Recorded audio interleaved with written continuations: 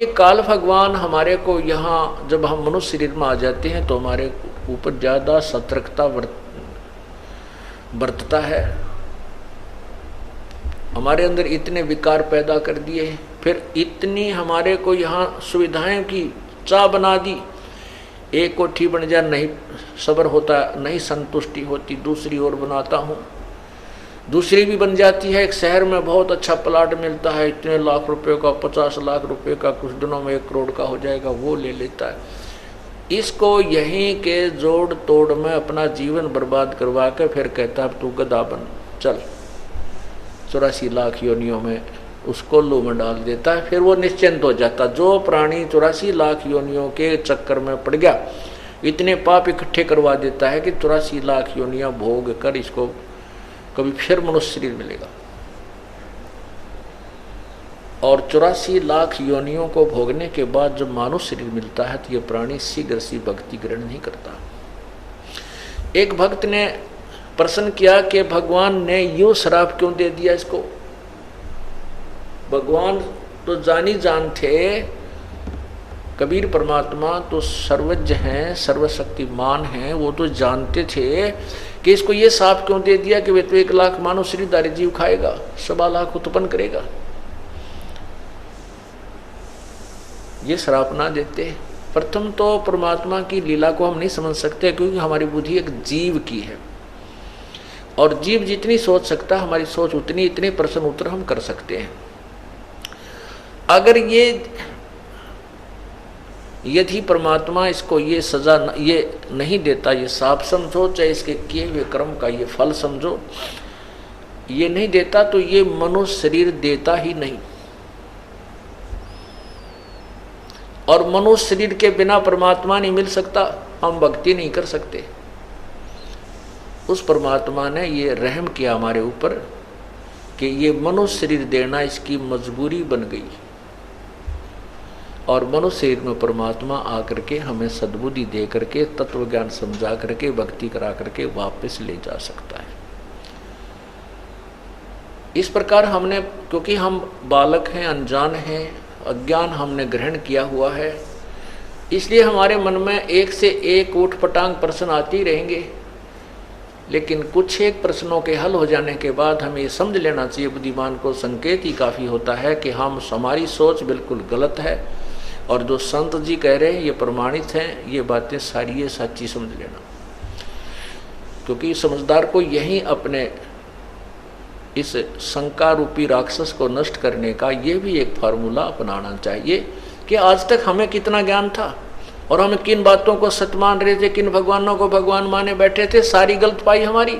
तो आज जो संत जी जो बात बता रहे हैं, जो ज्ञान दे रहे हैं, वो परमात्मा का दिया हुआ है। हमारी बुद्धि बेशक से स्वीकार नहीं कर पा रही तो भी ये सत्य पावेगी। इस प्रकार भी अपनी शंकाओं को समाप्त कर देना चाहिए और भक्ति पर लग जाना चाहिए। क्या कहते हैं? यो सौदा फिर नाही रे संतो, ये सौदा फिर नाही, यो सौदा फिर नाही, यो सौदा फिर। लोहे जैसा ताव जात है, लोहे जैसा ताव जात है, काया दे सराही रे संतो, यो सौदा फिर नाही, यो सौदा फिर नाही रे संतो, यो सौदा फिर नाही। 3 लोक और भवन चतुर्दश, 3 लोक और भवन चतुर्दश, सब जग सौदे आई रे संतो, यो सौदा फिर नाही, यो सौदा फिर नाही रे संतो। दूने तीने किए चौगने, दुगने तिगने किए चौगने, किन्हू मूल गवाई रे संतो, यो सौदा फिर नाही, यो सौदा। उस दरगाह में मार पड़ेगी, उस दरगाह में मार पड़ेगी, यम पकड़ेंगे बाही रे संतो, यो सौदा फिर नाही, यो सौदा। नर नारायण देह पायक, नर नारायण देह पायक, तू फेर 84 जाही रे संतो, यो सौदा फिर नाही यो सौदा। जा सतगुरु की मैं बलिहारी, जा सतगुरु की मैं बलिहारी, जो जामन मरण मिटाई रे संतो, यो सौदा फिर नाही यो सौदा। जा दिन की मोहे डरनी लागे, जा दिन की मोहे डरनी लागे, लज्जा रेक नाही रे संतो, यो सौदा फिर नाही यो सौदा फिर नाही रे संतो। कुल परिवार तेरा सकल कबीला, कुल परिवार तेरा सकल कबीला, मसलत एक ठहराई रे संतो, यो सौदा फिर नाही यो सौदा फिर सौदा फिर नाही। बांध पिंजरी आगे धर लिया, बांध पिंजरी आगे धर लिया, फिर मरघट को ले जाई रे संतो, यो सौदा फिर नाही यो सौदा फिर नाही रे संतो। अग्नि लगा दिया जद लंबा, अग्नि लगा दिया जद लंबा, फूक दिया उस ठाई रे संतो, यो सौदा फिर नाही यो सौदा। वेद बांध फिर पंडित आए, वेद बांध फिर गुरुजी आए, पीछे गरुड़ पढ़ाई रे संतो, यो सौदा फिर नाही यो सौदा। नरसेती तू पशुआ की जय, नरसेती तू पशुआ की जय, गद्दा बैल बनाई रे संतो, यो सौदा फिर नाही यो सौदा। ये 56 भोग कहाँ मन बोरे, 56 भोग कहाँ मन बोरे, कित कुरडी चरणे जाई रे संतो, यो सौदा फिर नाही यो सौदा। प्रेत शिला पे जा बिराजे, प्रेत शिला पे जा बिराजे, पितरों पिंड भराई रे संतो, यो सौदा फिर नाही यो सौदा। बोहर श्राद्ध खान को आए, बोहर श्राद्ध खान को आए, काग बहे कलमाई रे संतो, यो सौदा फिर नाही यो सौदा। भाई जय सतगुरु की संगत कर दे, जय सतगुरु की संगत करते, तेरे सकल कर्म कट जाई रे संतो, यो सौदा फिर नाही यो सौदा। अमरपुरी पर आसन होते, अमरपुरी में आसन होते, जहां धूप न छाई रे संतो, यो सौदा फिर नाही यो सौदा फिर। सुरत नृत मन पवन पियाना, सुरत नृत मन पवन पियाना, शब्द शब्द समाई रे संतो, यो सौदा फिर नाही यो सौदा फिर। गरीबदास गलतान महल में, गरीबदास गलतान महल में, मिले कबीर गुसाई रे संतो, यो सौदा फिर नाही यो सौदा। गरीबदास गलतान महल में, गरीबदास गलतान महल में, वो मिले कबीर गुसाई रे संतो, यो सौदा फिर नाही यो सौदा। सतसाही पुण्यात्माओं,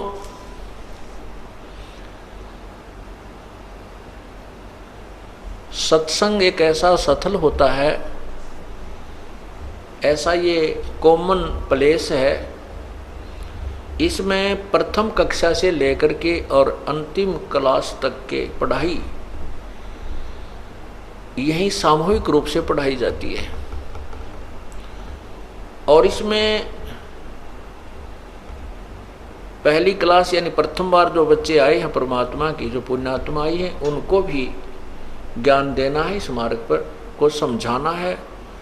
उनके लिए ये प्रथम ज्ञान जो है इस शब्द के अंदर जो प्रथम क्लास में आते हैं उनको ज्ञान है, और साथ में जो चाहे अंतिम कक्षा में भी पढ़ रहे हैं उनके लिए भी ये एक विशेष प्रेरणात्मक है। क्योंकि जैसे हम प्रतिदिन वस्त्र पहनते हैं और चाहे हम बेशक कहीं धूल मिट्टी का कार्य भी नहीं करते हैं तो भी हमारे वस्त्र कुछ ना कुछ मैले शाम तक हो जाते हैं, पसीने से होते हैं या किसी और थोड़ी बहुत मिट्टी अवश्य लगती है। तो उसको हम प्रतिदिन नहीं तो दूसरे तीसरे दिन तो अवश्य ही साफ करना पड़ता है। इसी प्रकार हमारे अंतःकरण के अंदर संसारिक व्यवहारिक बातों का कुछ मैल जमता रहता है। उनको साफ करने के लिए सत्संग रूपी सरोवर में और इस ज्ञान रूपी जो सिमरन रूपी जो साबुन इसमें लगता है, इन दोनों के योग से ये मैल आत्मा का अंतःकरण का प्रतिदिन होने वाला भी साफ करना पड़ता है। तो इसलिए ये जो ज्ञान है, ये शब्द आपको सुनाया गया है, इसको अब विस्तृत ढंग से आपके सामने इसका सॉल्यूशन करते हैं, समझाते हैं। ये सौदा फिर नाही संतो यो सौदा फिर नाही। कहते हैं आगे गए ना बावड़े, आगे गए ना बावड़े। बावड़े माने वापस नहीं आए इस घर में जिसमें आपके माता पिता या छोटा भाई बहन कोई भी किसी कारण से पति पत्नी की मृत्यु हो जाती है, वो लौट कर आपसे नहीं मिलते इस घर में, इस जीवन में। और जो शेष बचे हैं वो भी चले जाएंगे। आगे गए न बावड़े, रहते भी सब जाही, और बिन साहेब की बंदगी की ठौर ठिकाना नहीं। जैसे आपने सुबह के सत्संग में सुना था,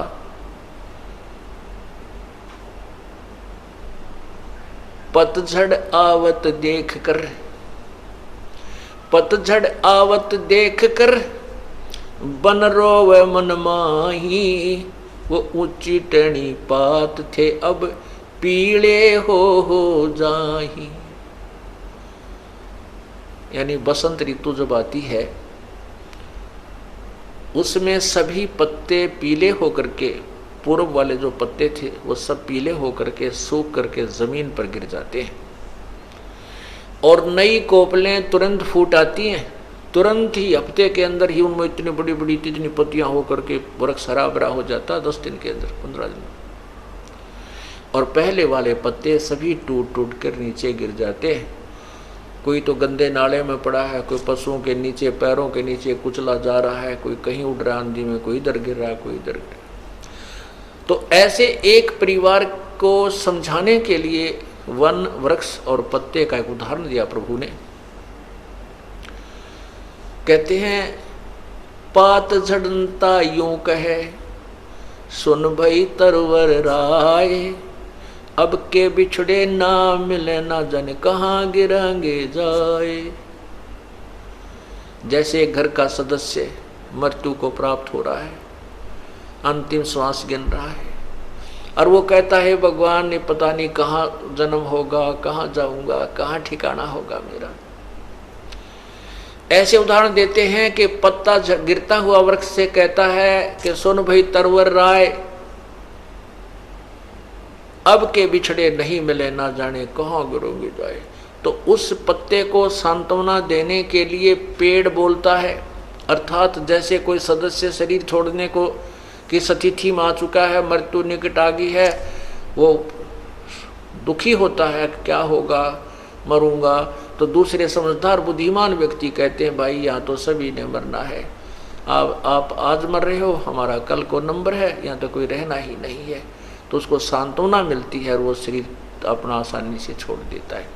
तो यहाँ तरवर उस वृक्ष, वो वृक्ष कहता है, तरवर कहता पात से सुनो पात एक बात, यहाँ की याहे रीति है एक आवे एक जात। इस काल के लोक में जन्म और मृत्यु तो हार्ड एंड फास्ट रूल है, यहाँ तो ये होगा ही होगा। यहाँ की ये रीत है, ये रूल है, नियम है, एक आ रहा है एक जा रहा है, एक मृत्यु हो रही है एक जन्म ले रहा है।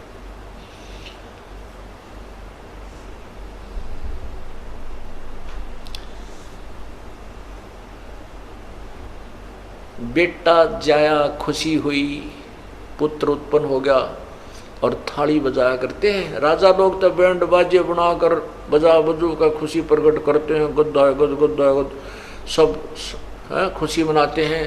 भाई राजा का लड़का हुआ है, सारे शहर में खूब गाने बजाने होते हैं। और गरीब व्यक्ति का लड़का हो जाता तो अपनी थाली का डंडे मार कर अपनी खुशी प्रकट करा करता था। पड़ोसियों को पता हो जाता है भाई उनके कोई भाई बच्चा होने वाला था तो लड़का हो गया है। परमात्मा कहते हैं कि इन अज्ञानी लोगों ने, ऋषियों ने, महर्षियों ने हमारे को इतना मूर्ख बना रखा था कि जिसका लड़का नहीं है उस व्यक्ति का मोक्ष नहीं। और लड़के की कहाँ आवश्यकता पड़ती है श्राद्ध निकालने में, लड़के की आवश्यकता पड़ती है अंतिम संस्कार करने में। इसलिए पुत्र नहीं है तो उसकी गति नहीं, वो तेरा गजब हो। लेकिन ऐसा नहीं है, ये तो काल का व्यवहार है। उस परम पिता के दरबार में, उस परम पिता के मार्ग में ऐसा नहीं है। लड़के और लड़की में कोई अंतर नहीं है और सभी यहाँ काल की जेल में हैं। हमने यहाँ से मोक्ष करवाना है, उसकी मोक्ष की विधि अलग है। अब जैसे श्री कृष्ण कहते हैं श्राद्ध अवश्य निकालने चाहिए, श्राद्ध निकालने से उसका मोक्ष होता है, नहीं तो उसकी गति नहीं होती। अब श्री कृष्ण जी के सामने सारे यादव मर गए, बेटा वीर, बेटे वीर, पोते भी, पोते भी, सारे मर गए और कृष्ण जी भी मर गया। उनकी किसने श्राद्ध निकाले? भाई घर वाले नहीं काट रहे तो उनका श्राद्ध नहीं माना जाता, बेटे बिना श्राद्ध नहीं होता। तो किसने किया फिर उनका? वो तो रह गए मोक्ष के बिना। तो इस प्रकार पुण्यात्माओं ये हमें भ्रमित किया हुआ था। तो अब हम उसी विषय पर चलते हैं। बेटा जाया खुशी हुई, बहुत बजाए थाल, ये तो आना जाना लगा हुआ है ज्यों कीड़ी का नाल। साथी हमारे चले गए, हम भी चालन हारे, कोई कागज में बाकी रह रही, तात लगी है वारे। हमारे साथी चले गए, किसी की पत्नी गई, किसी का भाई गया, मृत्यु होगी। और कहते वो चले गए, हम भी चालनहार हैं, हम भी चलने वाले हैं, हमारी कोई कागज में बाकी रह रही है, यानी अभी हमारे सांस शेष रहते हैं। जिस दिन वो पूरे हो गए उसी दिन अपनी भी कड़च हो जाएगी। चलो भाई, इसलिए क्या कहा जाता है, यो सौदा फिर नाही रे संतो, यो सौदा फिर नाही। ये सौदा, ये मानुष जीवन, और इस मनुष्य जीवन के अंदर हमारे को, इस मनुष्य जीवन के अंदर हमारे को तत्व ज्ञान प्राप्ति और पूर्ण संत की प्राप्ति, पूर्ण भगवान का मार्ग मिल गया। और फिर भी हम भक्ति नहीं करते हैं तो हमारे जैसा नालायक नहीं। फिर हम इस काल के जाल में अगर रह गए, इन सुविधाओं को हम सुख मान बैठते हैं, तो फिर हमने कुछ नहीं समझा, ना ज्ञान सुना। अब क्या बताते हैं कि ये सौदा फिर ना ही संतो, ये मनुष्य जीवन का प्राप्ति होना बार बार नहीं होता। ये बहुत ही पुण्य कर्मों के संयोग से मानव शरीर मिलता है। और भी ज़्यादा पुण्यकर्मी प्राणी जिनका अब इस समय में जन्म है। अब ये तत्व ज्ञान का प्रचार हो रहा है, इस तत्व ज्ञान का सूर्य उदय हो रहा है। अब इस समय में ये एक भक्ति काल बोलते हैं इसको, भक्ति काल, भक्ति समय, और ये बहुत समय तक चलेगा। अब जिसके जन्म होगा और ये मार्ग जिसको मिल गया उसका मोक्ष निश्चित होगा, यदि वो मर्यादा भंग नहीं करेगा, कानून नहीं तोड़ेगा, मालिक के नियमों को नहीं तोड़ेगा, तो वो पार होगा। तो कहते हैं ये मनुष्य जीवन का मिलना, ये सौदा फिर ना ही संतो, यो सौदा फिर ना ही। ये लोहे जैसा ताव जात है काया देश राही। जिस प्रकार लोहे को गर्म कर दिया जाता है, लोहे को खूब गर्म करके उसको बाहर निकालता था कारीगर, और उसके ऊपर फिर तुरंत उसके ऊपर हथौड़े से घन से चोट मारता था और उसका जो भी कोई पलटा चिमटा बनाना होता उसका बना लिया करता था। और यदि वो थोड़ा सा भी ठंडा हो जाए वो लोहा, तो उस पे चाहे पूरे गणने से कूट लो, वो वस्तु नहीं बन सकती जिसके लिए वो गर्म किया गया था। और ठंडा हो जाने के बाद उस पर कितना प्रयत्न करो वो वस्तु नहीं बन सकती जिसके लिए वो सारा व्यवस्था जोड़ी गई थी। थोड़े से भी ताव में कमी आ जाने से वो वस्तु नहीं बन पाती। ये मनुष्य शरीर जब तक आपके पास है ये लोहा गर्म है, और इसके ऊपर ये राम नाम की चोट लग गई तो इससे मोक्ष प्राप्ति हो जाएगी, अन्यथा ये व्यर्थ है। फिर तो बांगा टेढ़ा बन जाएगा, कुत्ते गधे सुअर का मुंह लगेगा, भूंडा टेढ़ा बुरा, तो हम फिर बांगे टेढ़े हो जाएंगे। फिर क्या बताते हैं, 3 लोक और भवन चतुर्दश सब जग सौदे आही।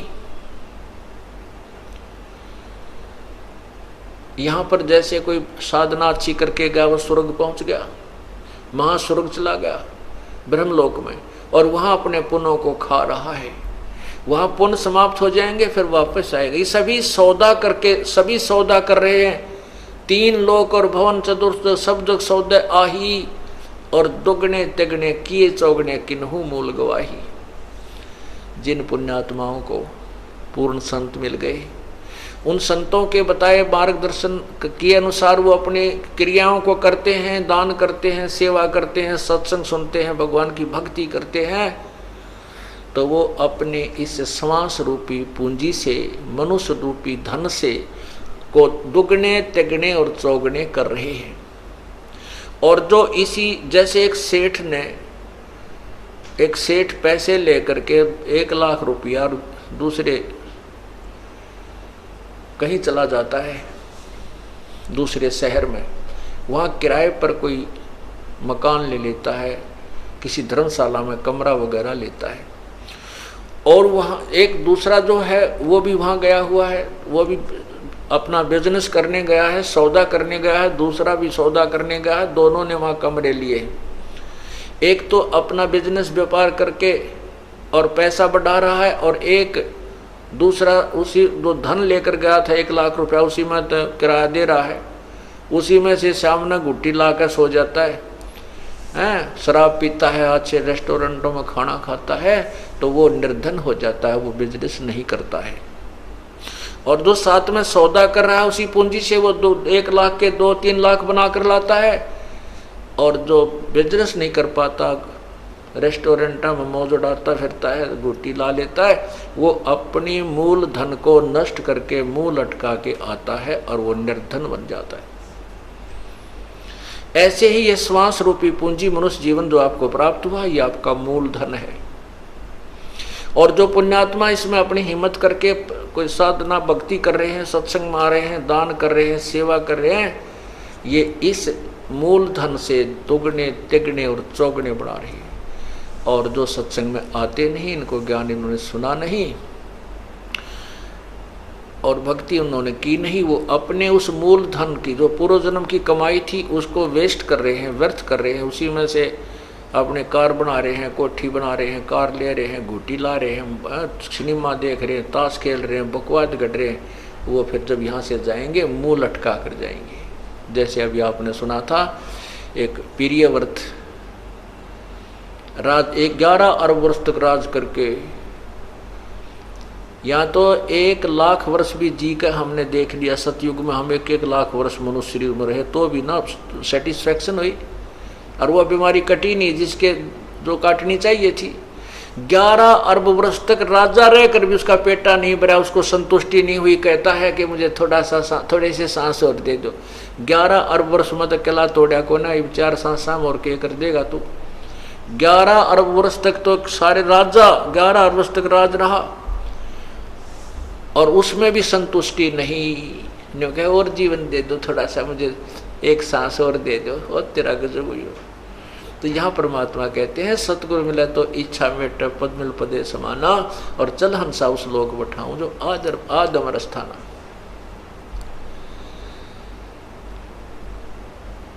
तीन लोक और भवन चतुर्दश सब जग सौदे आही, दुगने तिगने किए चौगने किन्हु मूल गवाही। फिर क्या बताते हैं,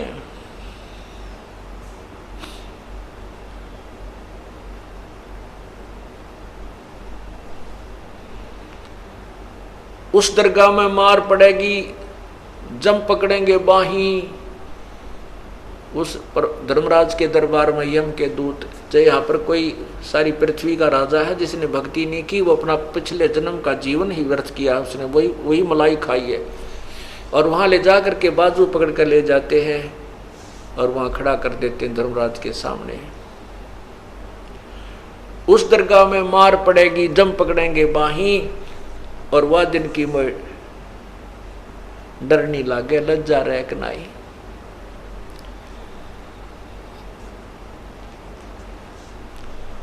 फिर क्या बताते हैं कि नर नारायण देहि पातु फिर 84 जाही। इतना सुंदर शरीर भगवान ने अपने जैसा शरीर आपको दिया है। नर का जो शरीर है नारायण जैसा है, परमात्मा अपने ही जैसा है, अपने ही उनिहार है, अपना सृजनहार, हमरे ही उनिहार है, हमारा सृजनहार, हमारे ही उनिहार, हमारे ही जैसा, हमारे जैसा मनुष्य जैसा शरीर का। लेकिन उनके शरीर के मटेरियल में अंतर है, हमारे में उनके शरीर में मटेरियल में अंतर है। उस परमात्मा का शरीर वो काया ऐसनाविरम 5 तत्वों से बनी काया प्रभु की नहीं है, हमारी 5 तत्वों से बनी है। जैसे एक सोने की मूर्ति हो, एक मिट्टी की, हम मिट्टी की मूर्ति है, प्रभु सोने का शरीर युक्त है। उनका शरीर समझो इतना तेज एक नूरी तत्व से बना है।